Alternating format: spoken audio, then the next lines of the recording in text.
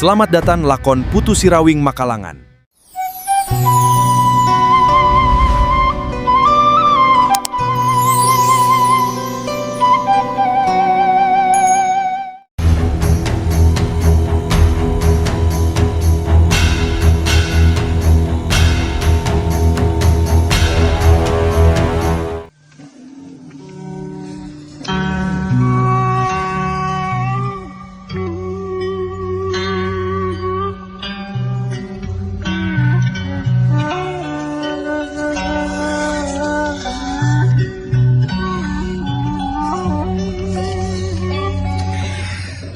Petir sasambarnya wakelu kajurung kurasa penasaran terus nyarita nah sentingan beja kumaha gitu anu kudu jadi bahan perhatian ke urang saraya teh jika sok jelaskan ka dewe Jawar Idaman Jawar Idaman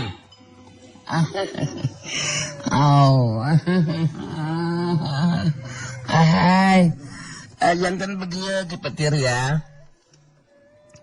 Juga Dewi Kayang manis saya permata hatiku. Selentingan beja yang si Jawar Idaman terima yaitu tentang si Jagal Hawuk anaknya si Warangkas dari Manintin. Dan si Jagal Hawuk anak lelaki yang umurnya sebaya dengan Nanggule menjadikan lebih jelas nama ya beginilah selenting beja yang katampi mah gitu tanya kumanggali ku si Jawar Idaman hari tadi dijelaskan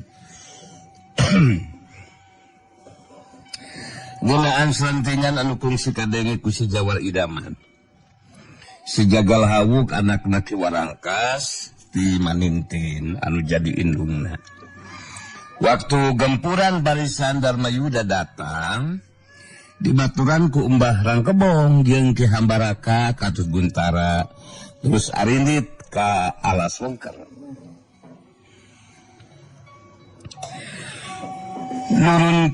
Nurutkeun beja mah Ki Hambaraka jeung Guntara mah cicing di salah sahiji lembur anu tepatnya jauh ke Alas Wengker.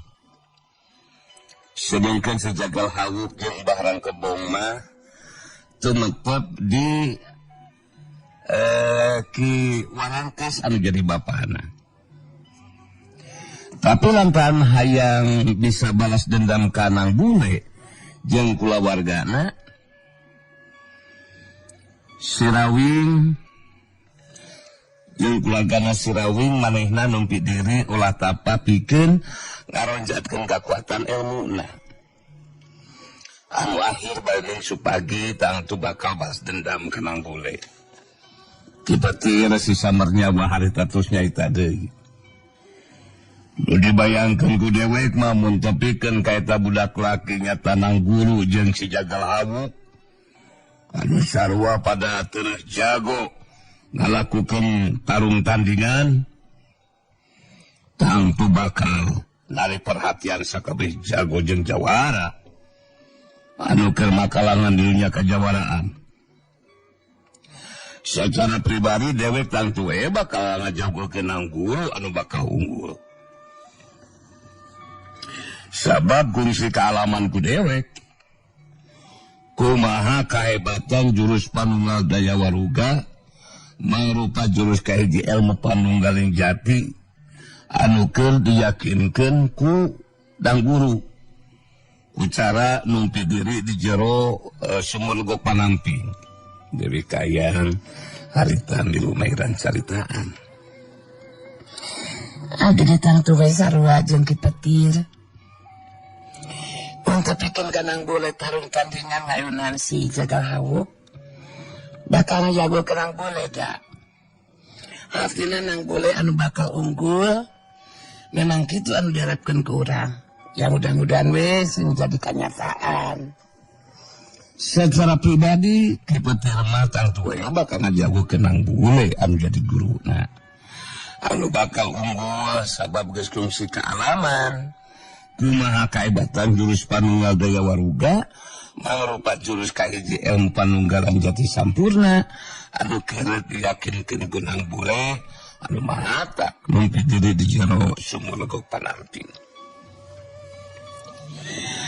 Dina kayaan keur kitu harita kipatil jeung manggali si Jawara idaman kitu di Dewi Kayang jadi karageteun ninggal ciri anu ngacrerat saterusna mancuh dina tangtunganana anu datang teh make baju dina warna Jawara eta jago kolot teh beungeutna kareng galak sikep jeung caitana kawilang sombong oge bari ngabagikeun panetepna ka kipetir jeung manggali si Jawara idaman jeung Dewi Kayang eta jago kolot teh terus nyarita si lain jiluan teh kudu kaget sia di si hayangnya ho Dewi katelah Mbah Bentar Pasir Sangano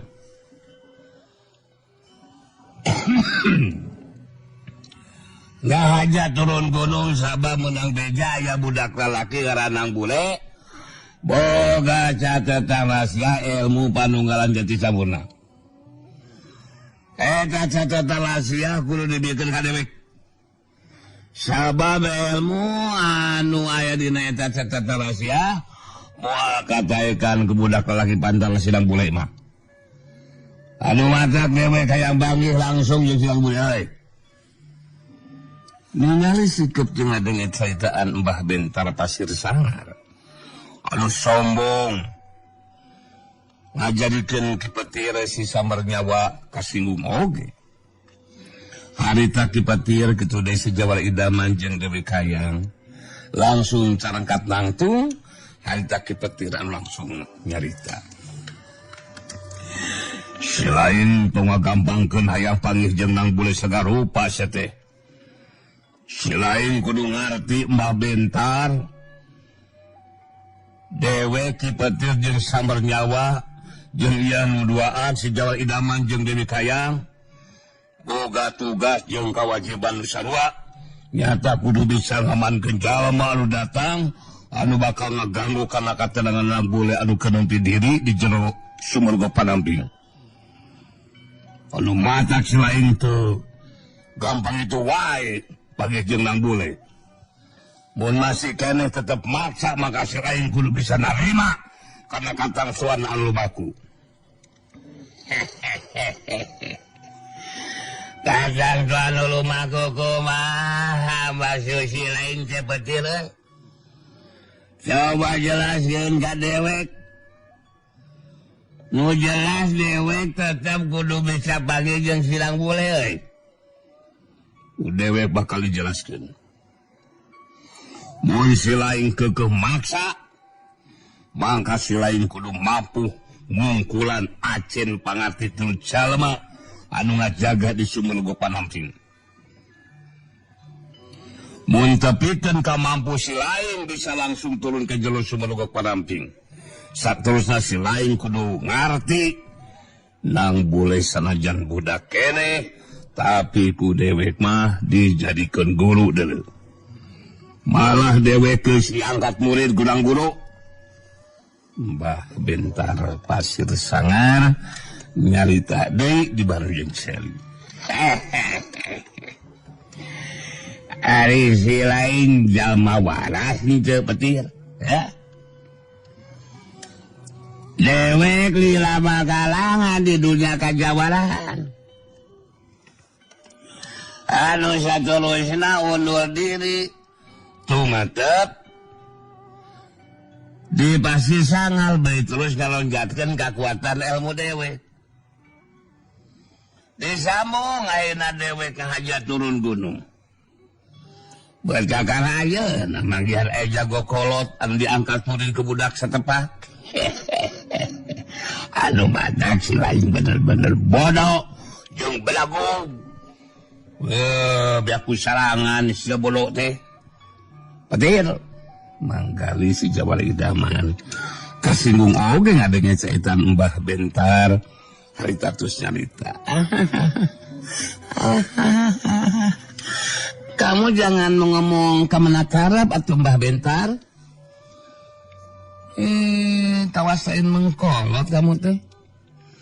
Menjadikan bicara asal ngena sorangan. Istilah sungut tediwangku, letah tetulangan. Kamu harus mengajenan kepada semua orang dong. Harus tahu kamu teh, memandang kepada orang lain harus seperti kepada diri sendiri. Apa yang sudah diomongkan sama Ki Petir memang betul. Aku Gali Surali si Jawara Idaman dan Dewi Kayang permata hatiku membogaan tugas dan kewajiban untuk mengamankan orang yang datang dan akan mengganggu ketenangannya Nang Bule.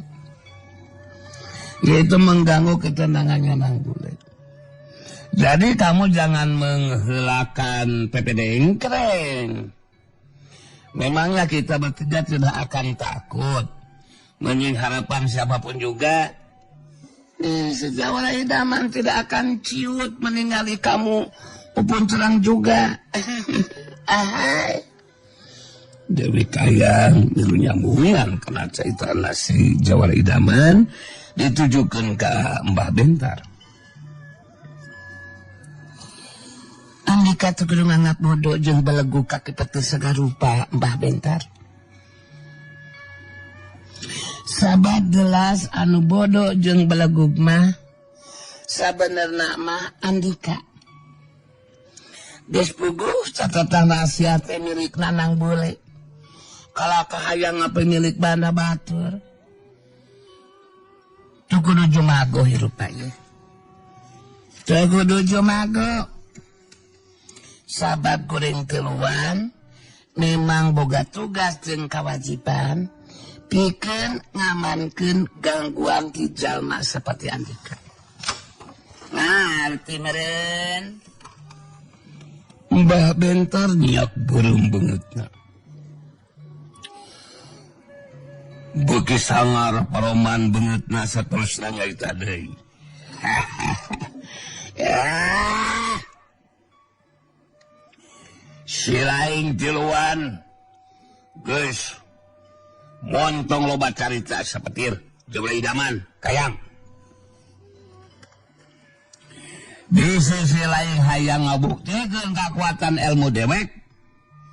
Asok maju babarengan huruf di beku tiluan sia. Tong saurang-urang kagok ke dewek mah. Dewek bakal dibuktikeun kemampuan ajen pangarti dewek. Geus bisa dipastikan ku dewek dina waktu anu moal lila. Si lain bakal dilubuhkeun ku dewek. Ki Petir si sambar nyawa. Mereret ka manggali si Jawara Idaman jeung Dewi Kayang betus nyarita. Di lain duaan tu kedua ka maju tarung. Dewek lawe anu bakal ngayodanana ya. Sabab dewek palasaran yang ngabuktikeun tepikeun ka mana kemampuan ajen pangasila si Bentar teh nya. Anu geus ngapenteng ka dewek. Eta mangkuluk memang somong. Dewek kudu mampu hungkulan ajen pangasila si Bentar. Si Jawara Idaman jeung Dewi Kayang bisa ngarti sarta narima kana caitana Ki Petir. Si Jawara anu leuwih ti nyarita. Ahai. Si Jawara Idaman menjadikan mengerti dengan apa yang Ki Petir omongkan. Hanya saja Ki Petir harus tetap memaspadaan dong ya. Sebab bukan tidak mungkin si Mbah Bentar membogaan kemampuan ilmu yang hebat. Dengan demikian maka jangan anggap enteng kepada lawan ya kinya. Harus diupayakan untuk dapat mengungkulan lawan Ki Petir. Bukan begitu permata hatiku sayang, cantik? Benar Ki Petir. Abdi miharep sangkan dina tarung anu bakal lumangsung. Kipetir bakal aya dina kaunggulan. Anu matak nu dilawan kudu bisa diungkulan Kipetir. Kipetir maju 2 langkah ka hareup, mancu dina tangtunganana, neuteup seukeut ka Mbah Bentar batus carita. Bentar. Ilaing ngontong wakas omong sia. Make jeung nangtang lawan minta dihurup pituruan sagarupa. Ilaing dacan bakal dina kaunggulan deuleu. Anu matak ijen jajateun heula jeung dewek ya Bentar. Mbah Bentar eta deui di Bandung Seri. Ilaing teh Petir. Kakuatan ilmu Bentar jagat anu kacangking ku dewek geus bisa dipastikeun moal mampu dimangan ku Ilaing. Pikeun ngongkolan mangkalo kawas Ilaing anu berat ku julukan si Samar Nyawa, dewek moal make kudu lila bakal mampu ngarubuhkeun si Ilaing. Kipetir ngajrelat ka tempatan lega. Dina jarak wala anggang harita langsung sagadiri pikeun ngagunakeun kakuatan ilmu kilat Bajra Dewa betus nyarita. Caitan si Laing tatantang tu bakal kanyataan Bentar. Eleh jeung menang dina tarung manupa kaayaan anu maku dina mangsa ijen jajaten. Sabab ku dewek geus bisa katebak. Jalma sote si Laing ngan ukur sombong jeung gede omong deuleu. Kamampon ajen pangateh si Laing bakal majus kangaranan tanu ngalawanan dewek. Anu matak tong waka nganggap enteng lawan sabentar. Mbah Bentar mah carita nu jelawan. Si Aing geus montong lobot carita Petir. Buktikeun kamampon ijen pangarti si Laing. Reka gunakeun kakuatan leuwih naon wae pikeun ngarubuhkeun lawan ku dewek bakal disihareupan. Sa? Tong asa-asa geun dewek. Kipetir ngalakukeun gerakan di tempat. Saterusna leungeun katuhna digerakeun, didorongkeun ka hareup bade ngagero. Dadah ku Ilaing Bentar. Kakuatan palajang kilat Bajra Dewa.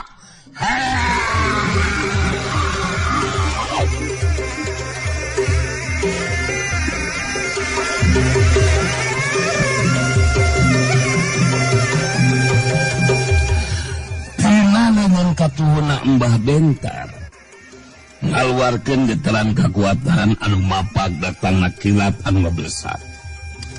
Tarlahus hiup pelajas.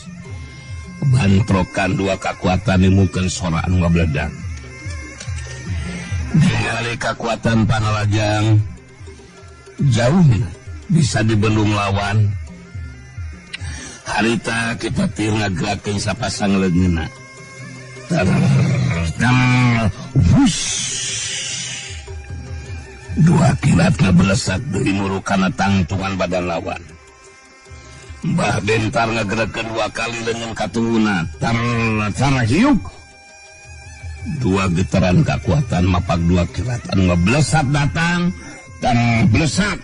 Hus disjot peledak.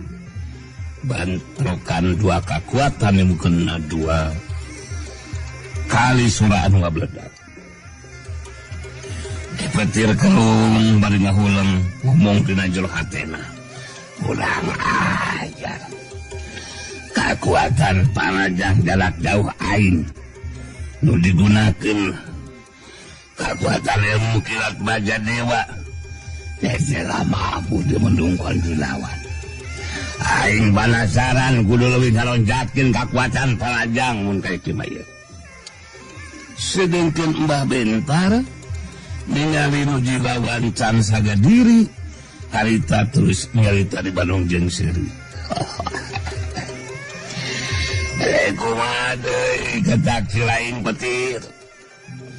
Gunakeun deui kekuatan Palajang kilat Bagadewa nu hebat euy. Mun memang si lain masih kena palasaran.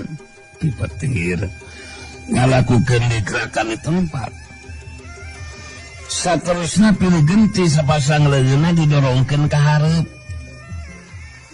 Opat kiratin pelesat babarengan murukana tangtungan badan lawan. Mbah Bentar ngalakukeun gerakan di tempat. Saterusna kajadian aneh lumangsung sakujur badan Mbah Bentar siga anu dipuleun ku cahaya hejo sakujur badanna. Waktu opat kilat datang, tetela teu mampu nemu cahaya hejo anu ngabulan sakujur tangtungan badanna. Malah Ki Petir nu harita dari deug mundur dua lengkah ka tukang. Gancang Ki Petir ngajaga kasaimbangan, terus mancukeun tangtunganana. Ki Petir ngahurang dewe bari ngupatna jero hatena. Dah, aing bener-bener kaget dengan kekuatan ilmu si Bentar. Sakujur tangtungan badanna di bulan ku cahaya hejo. Kekuatan Palajang opas tilat anu ngabelesak tetel teu mampu nembus eta cahaya hejo. Ngagunakeun kekuatan lembut naon si Bentarnya. Kalaka aing anu ngadaligeuh mundur ka tukang.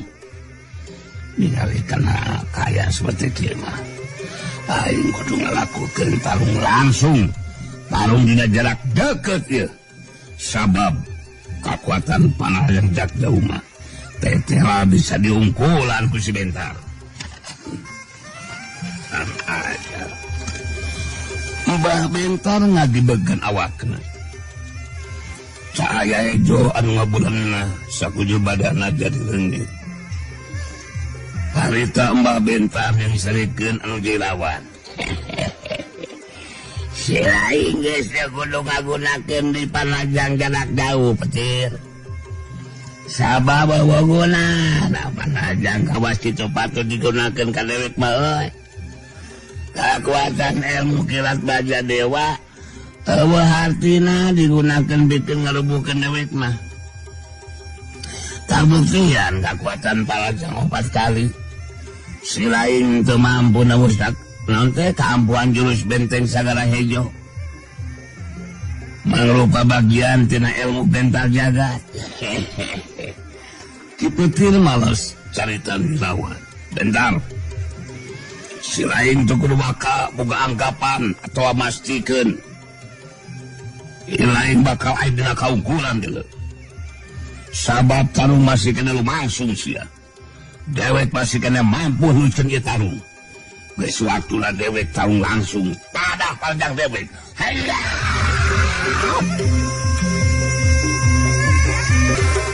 Jolelat lung Ki Petir ngajoelat majuna Rajang dibarengan ku ilmu pangenteng badan jeung kakuatan tanaga lapisan meh sapinungna.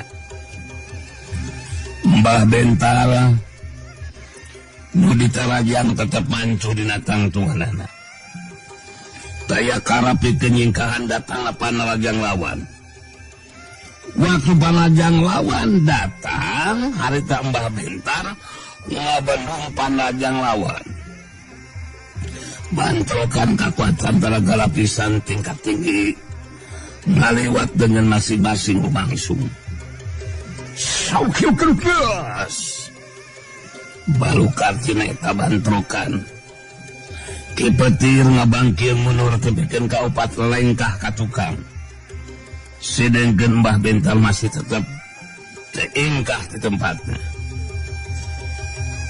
Ki Petir gancang harita ngajaga kaseimbangan badana.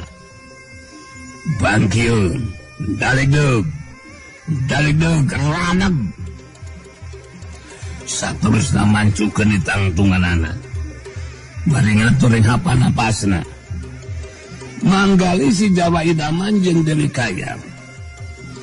Jadi karagetan oga ningali kekuatan daya pangbendung Mbah Bentar anu ngajadikeun Ki Petir ngabangkeun kadorong mulur ka tukang ayakan opat rengkahna. Sedangkan Mbah Bentar tetap teingkah di tempatnya. Dewi Kayang negrakeun ka salempangan hatena, harita nyarita kasih Jawara idaman. Ningali kaya anu kelumangsun. Terus terang abi jadi selempang oge Kang Gali. Apa ya? Sabab kekuatan tenaga lapisan tingkat tinggi Mbah Bentar bangun alami punjul. Palang siang kipetir bakal kasar deh jagaten Kang Gali.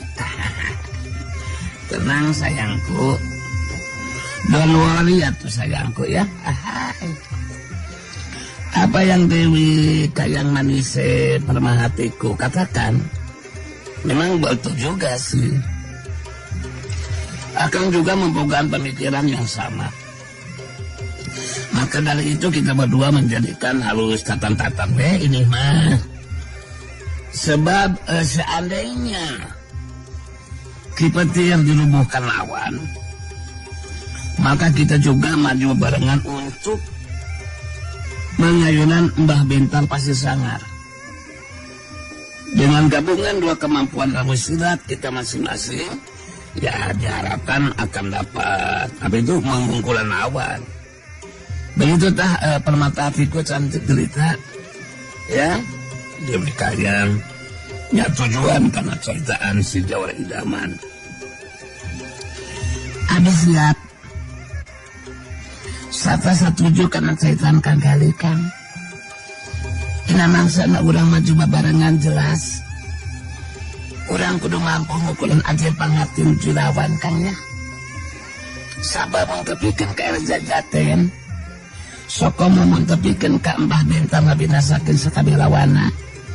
Mangka Mbah Bentar bakal turun asup ka jero sumur logo panamping. Anu nembus ka jero gua panamping. Nyata tempat dipake nukti diriku. Yang boleh Kang, sayangku.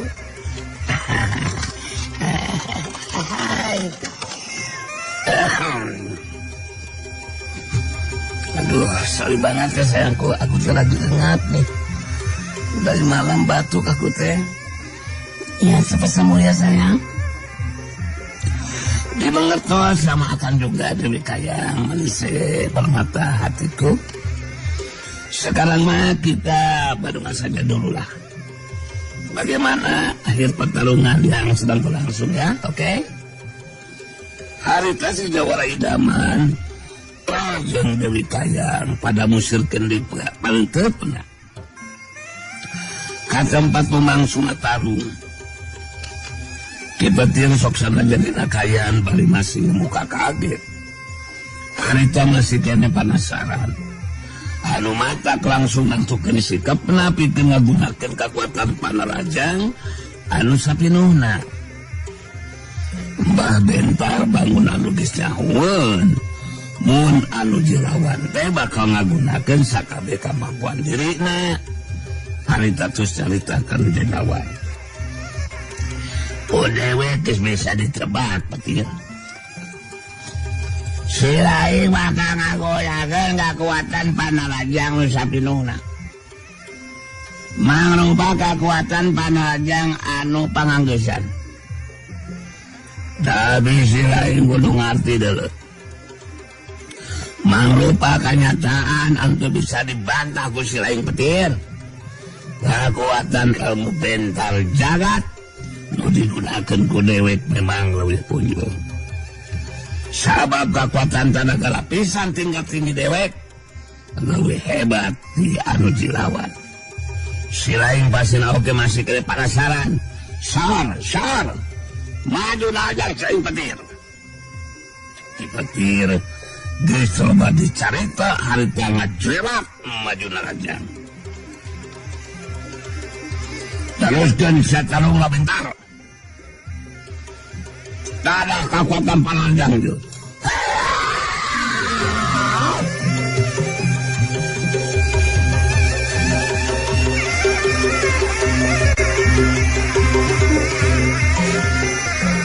Waktu Panarajang lawan datang dibendung deui ku Mbah Bentar. Sok geus. Gese waktu sababaraha detik ti sangeusna bendung Panarajang lawan. Harita Panarajang leungeun ka tu Mbah Bentar ngahantem kana dada lawan. Sat hiuk cubruk tes.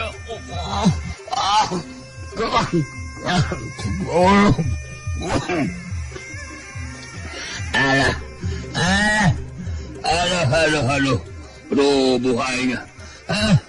Kipetir ngagero kaget. Bari nahan ka nyeri satusna badana ngajengkong oleh abga tukang, geus teu bisa ngajaga kasaimbangan badana. Cengkang koleab kebut. Kipetir harita roboh ngabebengkang maring lemah. Mbah Bentar geus rek kajrelat rek kabinasakeun nu lawan. Kabur datang si Jawara Idaman, Yeung Dewi Kayang anu tincerak datang, sarta pada mancukeun tangtunganana di hareupeun Mbah Bentar. Manggali si Jawara Idaman nyabut popongkolna anu diselapkeun dina cangkeng belah kencana. Dewi Kayang ge harita mesak bedog disirujang. Si Jawara Idaman musirkeun paneutupna ka lawan, bari tos nyarita. Ahai, nanti lanan bro, jangan menggambangkan. Mengutinasakeun lawan sagarupa yang sudah dirubuhkan, jangan begitu dong. Itu mah menjadikan tidak bisa begitu saja. Merasakan Kipetir. Sebab masih ada 2 orang lagi yang akan mengayunan lawan. Dan orangnya sekarang berdua sudah menantang di hadapanku, Mbah Bentar. Dewi Kayang nyambungan kana caitan si Jawara Idaman ditujukeun ka Mbah Bentar. Mbah Bentar, sok sanajan andi kami bana kekuatan ilmu anu hebat. Tapi terkuring kitu deui si Jawara Idaman muaret sentar pikeun heunan nuju lawan. Malah mentepikeun ka kuring duaan ngarandapan ajal babarengan dina ieu tarung. Taya bayana keur kuring mah. Anu jelas kuring duaan geus ngalaksanakeun tugas jeung kewajiban anu sakuduna. Mbah Bentar harita ngumbar carita.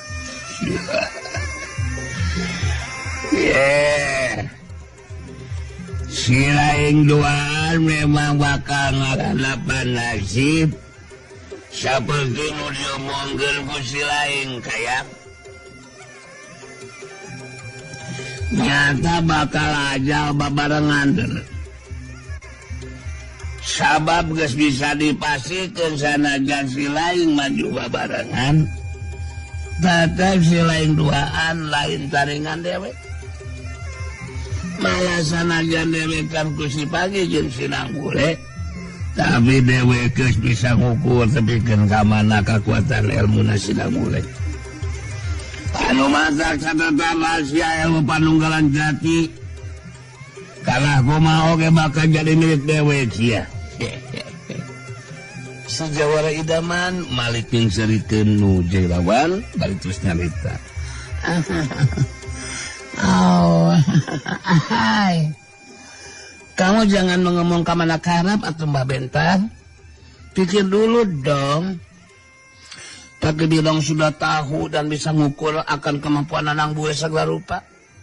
Kamu harus tahu, Nang Bule walaupun budak lelaki mangkat remaja, akan tetapi bisa dipastikan kekuatan ilmunya lebih hebat dari kamu. Kenapa Bagindang?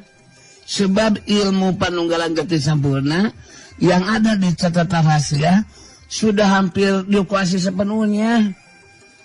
Lo mesti tahu sih.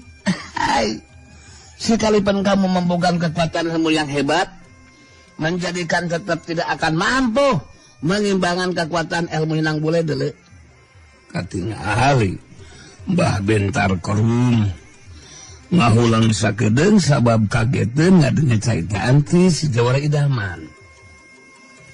salaku jago kolot anu mibana kemampuan ilmu silat tingkat tinggi geus bisa nebak kakuatan ilmu nang bule tang tuwe teu bisa dianggap enteng.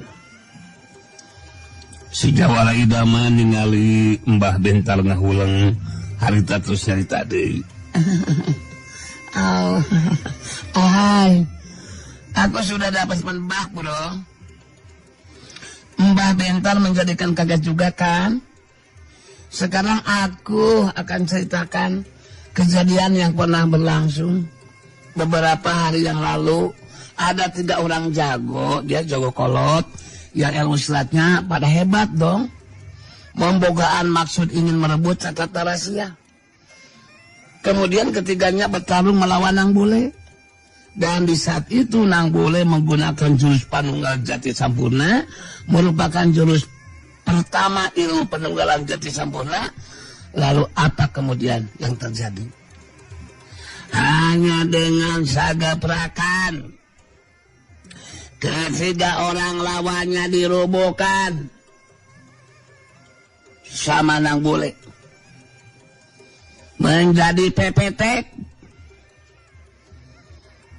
Yang aku katakan ini adalah kenyataan yang sebenarnya, Mbah Bentar. Swear deh. Mbah Bentar pasir sangar ngahulang deh, tapi terlihat terus cerita. Kewede semua reka pangaruhan ku caitaan si lain, Jawara Idaman. Kalau jerang dewek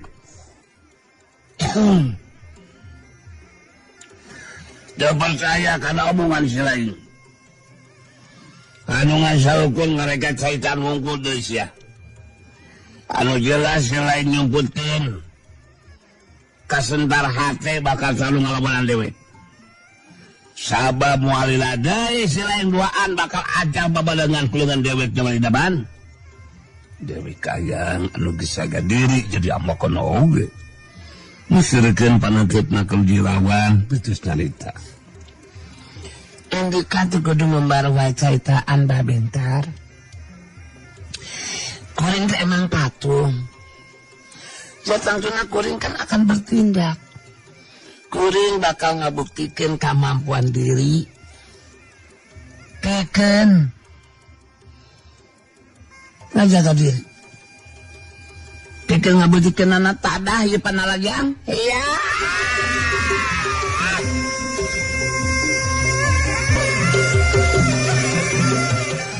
Sore langsung Dewi Kayang harta nilaan majuna raja dituturkeun ku jelata si Jawara Idaman anu milu marengan kana panarajang. Mbah Bentar ditarjang harita teingkah di tempatna. Sabatan berdogi sarujang ngarah kana beureung lawan. Berdogi sarujang ditakis ku dengan kencana Mbah Bentar.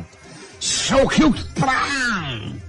Nimbulkeun sora anu ngapelentrang. Gue Dewi Kayang jadi kagetun. Datang panarajang si Jawara Idaman, tungtung senjata popong korek noto kana dadalawan. Rikat ditakis kulungan katuna Mbah Bentar. Harita Dewi Kayang jeung si Jawara Idaman pada ting daligdeug mulu katukang kadorong ku kakuatan daya pangbendung Mbah Bentar nu teingkah di tempatnya. Manggale si Jawara Idaman jeung Dewi Kayang gancang barancukeun di tangtunganana. Mbah Bentar gumbar caitanana. Si lain doang moal mampu deui sia. Kembangan jurus benteng sagala hejo bagian tina kakuatan ilmu Bentar jagat. Anu digunakan ku dewek guys ya. Anu maka bisa saling duaan masih kena penasaran. Lebih hade gunakan jurusan lebih ampuh jeung kekuatan panarajang anu lebih hebat. Sabab panarajang saling duaan anu tadi mah teu beda. Jalma anu kakarek anyar bisa kana jurus Indonesia. Alah cetek teuing panarajang tadi boy. Jawara Idaman malas kami caitan dilawan. Kamu jangan menganggap enteng dulu dong kepada aku ya. Sebab bukan apa-apa.